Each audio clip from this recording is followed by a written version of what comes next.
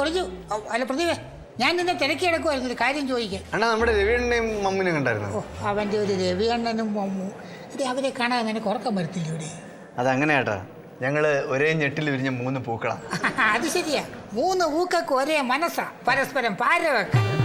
ആരാ പേര് വെച്ച് ഇവിടെ അതൊക്കെ പോട്ടെ, ഞാൻ നിന്നെ പറ്റി ഒരു കാര്യം പറഞ്ഞു. ഓ അത് കേട്ടപ്പോ എന്റെ തൊലി ഉരിഞ്ഞു പോയി. കേട്ടപ്പോ തൊലി ഉരിഞ്ഞു പോയി. എന്തായിരുന്നു കാര്യം? അതൊക്കെ പോട്ടെടേ, നീ എന്നാ ഈ പാസനെയും കാളിദാസനെയും ഷെല്ലിയും ഷേക്സ്പിയറും ഒക്കെ വിൽക്കാൻ തുടങ്ങിയത്? വല്ല ഉണ്ടേ മനസ്സിലാവണ ഭാഷയെ പറ.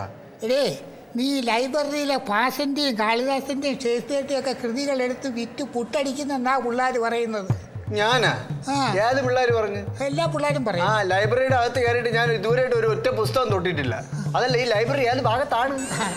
എന്നോട് ദേഷ്യപ്പെടുകയൊന്നും ചെയ്യരുത് കേട്ടോ. നിന്റെ ഇടവും വലവും നടക്കുന്നവരാ ഇതൊക്കെ പറഞ്ഞു നടക്കുന്നതെന്നാണ് ഞാൻ പറഞ്ഞത്. പിന്നെ എനിക്കൊരൊറ്റ കാര്യമേ പറയാനുള്ളൂ, നീ ഇന്നെ അപരമായിട്ടോട്ട് കൂട്ടുകൂടി നടക്കാൻ നിന്റെ കാര്യം നോക്കി നടക്കടേ. അതെ, ഞാൻ ഇത് ആര് പറഞ്ഞത് ഞാൻ കണ്ടുപിടിക്കും. നിങ്ങൾ പറഞ്ഞാലും വല്ല കള്ളത്തിനുണ്ടെങ്കിൽ കണ്ണി കുത്തി പൊട്ടിച്ചിട്ട് ഞാൻ നോക്കാം കേട്ടാ.